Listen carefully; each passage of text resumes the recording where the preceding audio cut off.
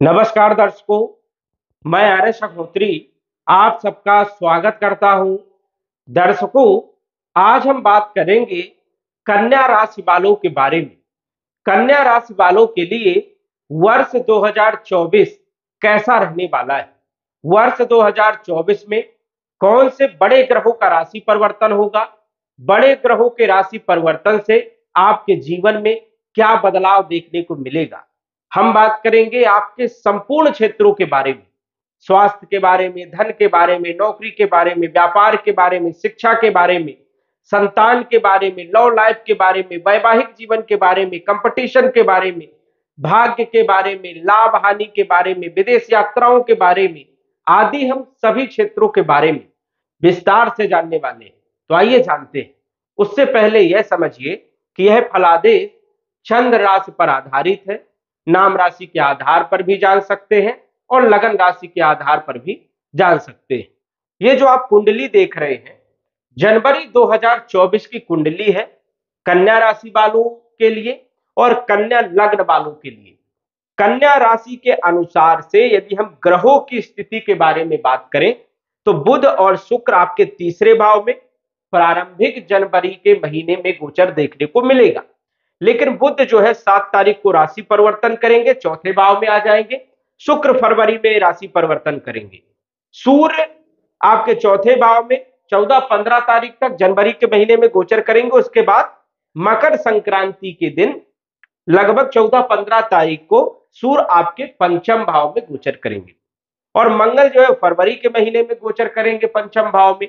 इन ग्रहों के बारे में हम विस्तार से जानकारी नहीं देंगे क्योंकि इन ग्रहों का राशि परिवर्तन हर महीने में होता है और महीने में कई बार 2 बार होता है। जैसे बुध, कई बार ऐसा होता है कि एक महीने में 2 बार बुध का राशि परिवर्तन हो जाता है। चंद्रमा चंद्रमा जो है 2.25 दिन में राशि परिवर्तन करते हैं। इस कारण से इन ग्रहों के बारे में हम अगले वीडियो में जो मासिक राशिफल आता है उस पर चर्चा करेंगे। ये जो है वार्षिक राशिफल का वीडियो है। इसमें हम जो है वार्षिक पूरे वर्ष का जो है फलादेश करने वाले हैं और वार्षिक राशिफल के लिए हम 4 ग्रहों को विशेष मानते हैं। एक तो केतु, दूसरा राहु, तीसरा शनि और चौथा गुरु। ये 4 ग्रह जो कि हमारे जीवन में सबसे ज्यादा प्रभाव डालते हैं। जब भी इन ग्रहों का राशि परिवर्तन होता है तो हमारे जीवन में विशेष रूप से प्रभाव देखने को मिलता है। यदि ये शुभ है तो लंबे समय तक शुभ परिणाम देंगे और यदि ये अशुभ है तो लंबे समय तक अशुभ परिणाम देने का काम करेंगे। तो इन्हीं ग्रहों के बारे में हम विस्तार से जो है आपको बताने वाले हैं। तो सबसे पहले हम बात करेंगे गुरु के बारे में, क्योंकि गुरु ही एक ऐसा ग्रह है जो कि बहुत सारे डिपार्टमेंट का मालिक है, बहुत सारे क्षेत्र का मालिक है और हमारे जीवन में जो चीजें चाहिए वो गुरु के ही द्वारा मिलती है। जैसे हमें धन चाहिए तो धन के मालिक भी गुरु है, विवाह विवाह के मालिक भी गुरु है, संतान संतान के मालिक भी गुरु है, शिक्षा शिक्षा के मालिक भी गुरु है, फाइनेंशियल स्थिति, ये सब के मालिक जो है गुरु है। इसी कारण से गुरु का शुभ होना आपके लिए बहुत जरूरी है। यदि गुरु शुभ है तो पूरा वर्ष आपका बहुत अच्छा रहने वाला है। धन के मालिक है, विवाह के मालिक है, संतान के मालिक है, शिक्षा के मालिक है, ज्ञान के मालिक है। तो इतने सारे क्षेत्रों के मालिक होने के कारण गुरु का शुभ होना बहुत जरूरी है। तो कन्या राशि के अनुसार से यदि हम बात करें तो गुरु जो है 1 मई 2024 तक आपके अष्टम भाव में गोचर करने वाले हैं।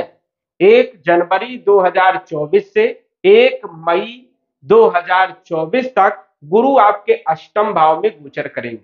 1 मई को ये राशि परिवर्तन करेंगे और आपके भाग्य भाव में वृषभ राशि में गोचर करेंगे। तो 1 मई 2024 से दिसंबर तक गुरु का गोचर आपके भाग्य भाव में ही रहेगा। अष्टम भाव में गुरु मिले जुले फल देने का काम करते हैं, अच्छे परिणाम भी देते हैं लेकिन छोटी मोटी कुछ परेशानियां भी देने का काम करते हैं। वैसे तो गुरु अष्टम भाव में देखा जाए तो कुछ अच्छे परिणाम भी देते हैं क्योंकि गुरु एक आध्यात्मिक ग्रह है, धार्मिक ग्रह है, नैसर्गिक शुभ ग्रह है और अष्टम भाव जो होता है ये गूढ़ ज्ञान का होता है, ये आयु का होता है, मृत्यु का होता है, ये व्याधियों का भी होता है, परेशानियों का भी होता है, गुप्त धन का भी होता है, रिसर्च का भी होता है। तो कुछ अच्छे भाव के फल भी जो है यहाँ पर गुरु देंगे, अच्छे फल देंगे, और कुछ बुरे परिणाम भी देंगे। अब अच्छे फल क्या देंगे?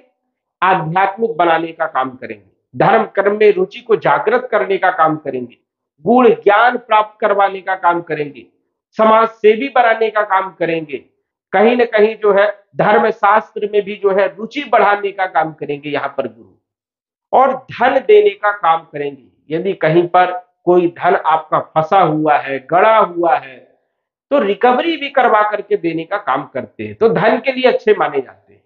तो धन में वृद्धि करेंगे, गूढ़ ज्ञान भी देंगे, यदि आप रिसर्च के क्षेत्र में हैं तो रिसर्च भी करवाने का काम करेंगे। तो ये सब अच्छे फल देने का काम करेंगे, लेकिन छोटी मोटी परेशानियां भी देते जाएंगे यहाँ पर। जैसे धन खूब देंगे लेकिन पैसा बचेगा नहीं, खर्चा भी खूब करवाएंगे, और साथ ही साथ जो है थोड़ा सा डिले करवाएंगे कार्यों में। तो ये नेगेटिव पॉइंट है, थोड़ा सा डिले करवाने का काम भी करते हैं, शीघ्रवादी फल यहाँ पर नहीं देते हैं। तो ये स्थिति यहाँ पर गुरु की रहेगी कब तक? 1 मई 2024 तक। 1 मई 2024 के बाद जब गुरु भाग्य भाव में आ जाएंगे तो जबरदस्त लाभ देने का काम करेंगे, क्योंकि भाग्य भाव में गुरु कारक माने जाते हैं, और कारक माने जाते हैं इस कारण से धर्म कर्म में रुचि बढ़ाएंगे, धन में वृद्धि करेंगे, जिन लोगों का विवाह नहीं हो रहा था विवाह करवाएंगे, जिन लोगों को संतान की चिंताएं थी, संतान नहीं हो रही थी तो संतान देंगे, वैवाहिक जीवन को बढ़िया बनाने का काम करेंगे, भाग्य को बदलने का काम करेंगे, किस्मत को बदलने का काम करेंगे, नौकरी में प्रमोशन देने का काम करेंगे, व्यापार में वृद्धि करने का काम करेंगे। तो मई के बाद आपके लिए सबसे अच्छे गुरु रहने वाले हैं, ये समझिए आप। मई तक थोड़ी मोड़ी परेशानियां गुरु देंगे, लेकिन मई तक भी अच्छे परिणाम देंगे, क्योंकि गुरु नैसर्गिक शुभ है, कभी भी ये अशुभ परिणाम देने का प्रयास नहीं करता। इसका प्रयत्न रहता है कि मैं शुभ परिणाम दूं। तो गुरु जो है सदैव अच्छे परिणाम देने का काम करते हैं, और भाग्य भाव में तो गुरु का कहने ही क्या है, जबरदस्त फायदा देने का काम करते हैं। अब गुरु आपकी कुंडली में चौथे भाव के मालिक है और सप्तम भाव के मालिक है। 9 नंबर धनु राशि के भी स्वामी गुरु होते हैं, मीन राशि के स्वामी भी गुरु होते हैं। तो ये समझ जाइए कि यदि आप मई के महीने तक, अप्रैल तक पकड़िए, क्योंकि 1 मई में तो राशि परिवर्तन होगा, तो अप्रैल के महीने तक कुछ परेशानियां बढ़ा सकते हैं। जैसे भूमि भवन प्रॉपर्टी खरीदने में डिले कर सकते हैं, प्रॉपर्टी यदि आप खरीद रहे हो तो गलत प्रॉपर्टी भी हायर कर सकते हो, वो प्रॉपर्टी आपके लिए उतनी फायदेमंद नहीं हो सकती है। और यदि यही प्रॉपर्टी आप 1 मई के बाद खरीदते हैं तो सोने में सुहागा हो जाएगा, जबरदस्त लाभ होगा, अच्छी प्रॉपर्टी मिलेगी, कम पैसे में आपको मिल जाएगी, जगह अच्छी मिल जाएगी। तो बहुत अच्छे योग जो है मई के महीने में बनते हैं, प्रॉपर्टी खरीदने का, मकान बनाने का, फ्लैट खरीदने का, वाहन खरीदने का योग जो है मई के बाद जो है आसानी से जो है ये सब चीजें आपको प्राप्त होगी। वही ये सप्तम भाव के मालिक है। सप्तम भाव होता है विवाह का, वैवाहिक जीवन का। सप्तम भाव का मालिक अष्टम भाव में कदापि अच्छा नहीं माना जाता, ये एक बुरा योग है। सप्तम भाव होता है पार्टनरशिप का, तो पार्टनरशिप में परेशानियां आएंगी। पार्टनरशिप में यदि बिजनेस कर रहे हो तो संभल कर रहने की आपको जरूरत है, क्योंकि वहां पर मनमुटाव की स्थिति बनेगी, ईगो बढ़ जाएगा, क्योंकि ऑलरेडी यहां पर राहु बैठा हुआ है, राहु बर्दाश्त नहीं करता है। इसलिए पार्टनरशिप में व्यवधान, परेशानियां आने की स्थिति यहां पर बनती है। यदि पार्टनर से दूरी बना करके चलेंगे तो बेहतर रहेगा। बात करें वैवाहिक जीवन के बारे में, तो वैवाहिक जीवन के लिए भी मई का महीना, मई तक, अप्रैल तक पकड़िए, अप्रैल तक स्थिति अच्छी नहीं है, क्योंकि अष्टम भाव में गुरु का गोचर जो है वैवाहिक जीवन के हिसाब से ठीक नहीं माना जाता है। तो मई के बाद वैवाहिक जीवन बढ़िया रहेगा, मई के बाद विवाह का योग बनेगा, और मई तक जो है विवाह भी नहीं होगा, क्योंकि कन्या राशि के अनुसार से गुरु अष्टम भाव में गोचर कर रहा है। तो कहते हैं ना कि जब भी राशि से गुरु चौथा चलता है, आठवां चलता है और 12वां चलता है तो विवाह नहीं होता, उसके लिए कोई मुहूर्त नहीं होता। इसीलिए जो है मई के महीने तक विवाह का कोई भी योग नहीं बनता है, विवाह का कोई मुहूर्त नहीं बनता है। लेकिन 1 मई के बाद जिन लोगों का विवाह नहीं हुआ है उनकी मैं बात कर रहा हूं, उन लोगों का विवाह का योग बनेगा, रिश्ते भी आएंगे, तो ये भी स्थिति आपके लिए बेहतर रहने वाली है। व्यापार के लिए मई के महीने तक स्थिति उतनी बढ़िया नहीं है, सामान्य है, न ज्यादा अच्छी है न ज्यादा खराब है, लेकिन मई के बाद और अच्छी स्थिति यहां पर बनेगी। जो लोग स्वयं का काम करते हैं तो मई के महीने के बाद अच्छी सक्सेस मिलने के योग बनते हैं। तो गुरु जो है सबसे अच्छे परिणाम आपको मई महीने के बाद देगा। उस मई महीने के बाद क्या क्या लाभ मिलेंगे? एक तो भूमि भवन प्रॉपर्टी में लाभ होगा, वैवाहिक जीवन बढ़िया रहेगा, व्यापार बढ़िया रहेगा, नौकरी बढ़िया रहेगी, और साथ ही साथ भाग्य का साथ मिलेगा, प्रमोशन मिलेंगे, स्वास्थ्य आपका बहुत अच्छा रहेगा, कॉन्फिडेंस आपका बहुत अच्छा रहेगा, यात्राओं से आपको लाभ होगा, कम्युनिकेशन क्षेत्रों में भी लाभ होगा। जो लोग एजुकेशन क्षेत्र में है, bank, finance, insurance, marketing, share market, इन सभी क्षेत्रों में मई के बाद अच्छा खासा लाभ देखने को मिलेगा। तो ये स्थितियां मई के बाद अच्छी रहेंगी, और मई के पहले की यदि बात करें तो मिले जुली रहने वाली है। तो मई के बाद गुरु की स्थिति बहुत शानदार है। बात करें शनि के बारे में, शनि छठे भाव में बहुत अच्छे परिणाम देते हैं, इसमें कोई दो राय वाली बात नहीं है। शनि तीसरे भाव में और छठे भाव में और एकादश भाव में, इन तीन ही भाव में सबसे अच्छे परिणाम देते हैं गोचर में। कई लोग कहते हैं कि पंचम भाव में, नवम भाव में, दसम भाव में, बिल्कुल नहीं। गोचर के हिसाब से यदि आपको अप्लाई करना है तो शनि तीसरे भाव में, छठे भाव में और एकादश भाव में, इन तीन ही भाव में सबसे अच्छे परिणाम देखने को मिलते हैं। बात करें शनि की तो शनि आपके पंचम भाव के भी मालिक है, छठे भाव के मालिक है, अपने ही घर में विराजमान है।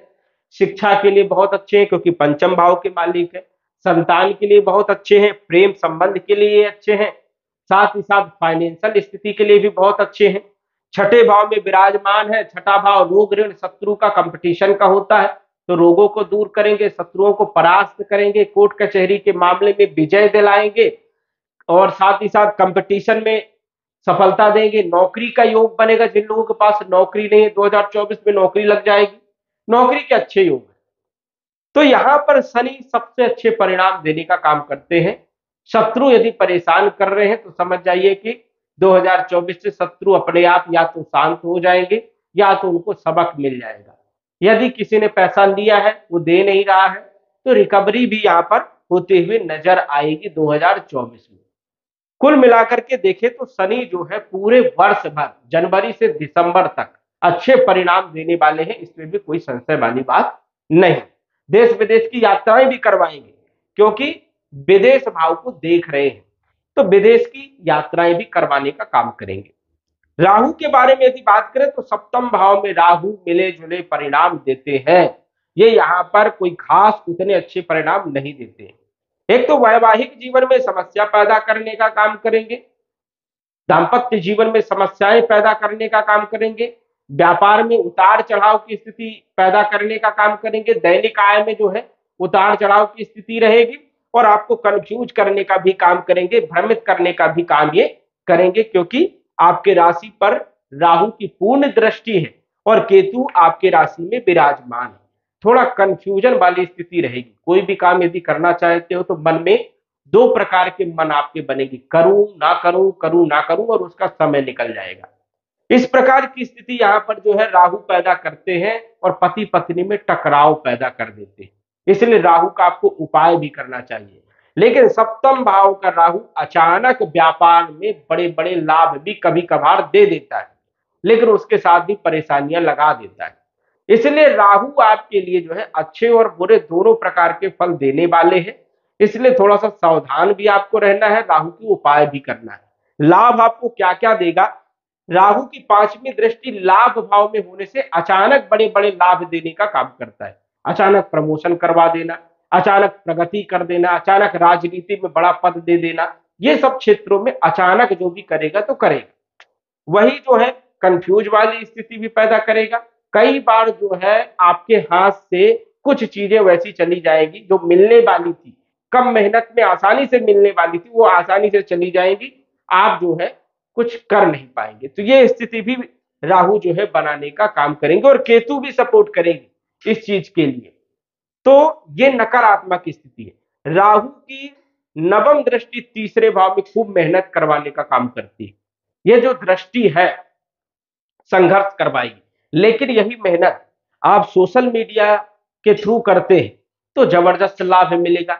इलेक्ट्रॉनिक क्षेत्र में यदि कोई काम करते हैं तो जबरदस्त लाभ देगा।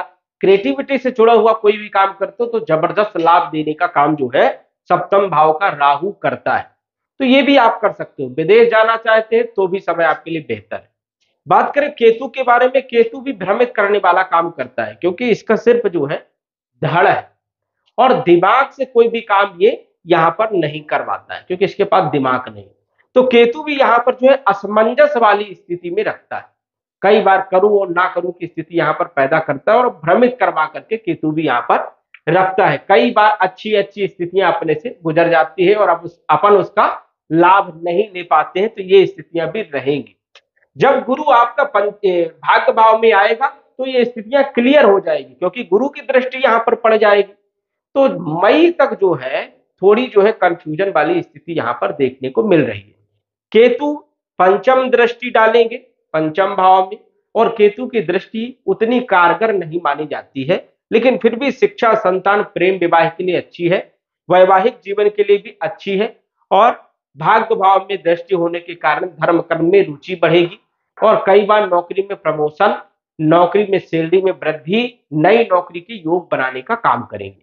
तो कुल मिलाकर के यदि हम बात करें तो मई के बाद गुरु की स्थिति आपके लिए बहुत अच्छी रहेगी। शनि आपको पूरे वर्ष भर जबरदस्त लाभ देने का काम करेंगे और राहु और केतु जो है 50-50 परिणाम देने का काम करने वाले हैं। इन ग्रहों के बारे में यदि हम बात करें तो इन ग्रहों के बारे में ज्यादा हम विस्तार नहीं करेंगे, क्योंकि मासिक राशि फल में हम विस्तार से जो है इन ग्रहों के बारे में बताते हैं। जैसे कि चंद्रमा 2.25 दिन में राशि परिवर्तन करता है, तो 2.25 दिन में जो है मन जो है आपका चेंजेस देखने को मिलेगा। 3 दिन में ये प्रभाव देखने को मिलेगा, कभी मन बहुत प्रसन्न रहेगा और कभी जो है मन बहुत खराब रहेगा, क्योंकि चंद्रमा यदि छठे भाव में, 8वें भाव में, 12वें भाव में गोचर करेगा तो थोड़ा कामकाज करने में मन कम लगेगा और मन डिस्टर्ब रहेगा। और यदि यही चंद्रमा शुभ भाव में गोचर करेगा तो मन प्रसन्न रहेगा, कामकाज करने में मन लगेगा। बुध जो है 7 तारीख तक जो है आपके तीसरे भाव में गोचर करेंगे जनवरी के महीने में, और उसके बाद ये चौथे भाव में आ जाएंगे। तो बुध भी जनवरी के महीने में प्राय अच्छे फल देने वाले हैं, इसमें भी कोई संशय वाली बात नहीं है। बिजनेस के लिए, व्यापार के लिए, नौकरी के लिए अच्छी स्थिति है, क्योंकि ये राजयोग में रहेंगे। यहाँ पर लक्ष्मी नारायण राजयोग बना रहे हैं, ये एक अच्छा राजयोग है। उसके बाद जो है बुधादित्य राजयोग भी बनेगा, तो ये भी राजयोग आपके लिए बढ़िया है। साथ ही साथ जो है देखा जाए तो बुधादित्य राजयोग जो है चौथे भाव में बनेगा, तो स्थिति यहाँ पर क्लियर है, कोई दिक्कत वाली बात नहीं है। शुक्र फरवरी के महीने में चौथे भाव में आ जाएंगे तो सुखों में वृद्धि करने का काम करेंगे, तो ये भी स्थिति बहुत अच्छी है। इसके बाद मार्च में भी अच्छी स्थिति है, अप्रैल में भी अच्छी स्थिति है, मई में भी अच्छी स्थिति है। जून के महीने में थोड़ा सा ध्यान रखना है। जुलाई, अगस्त, सितंबर, अक्टूबर, नवंबर, दिसंबर ये आपके महीने बहुत अच्छे हैं, इसमें भी कोई संशय नहीं है। विस्तार से हम जो है मासिक राशिफल में आपको बताएंगे। सूर्य जो है लगभग 14-15 तारीख को ये आपके जो है पंचम भाव में आ जाएंगे, अच्छे परिणाम देने का काम करेंगे, विदेश के अच्छे योग बनाएंगे, शिक्षा के लिए आप बाहर जा सकते हो, फाइनेंशियल स्थिति को मजबूत करने का काम करेंगे। इसके बाद जो है फरवरी के महीने में लास्ट में ये आपके छठे भाव में आएंगे, यहाँ पर भी अच्छे परिणाम देंगे, सप्तम भाव में भी अच्छे परिणाम देंगे। प्राय जो है जनवरी के महीने से स्थिति अच्छी है, कोई खराब स्थिति नहीं है।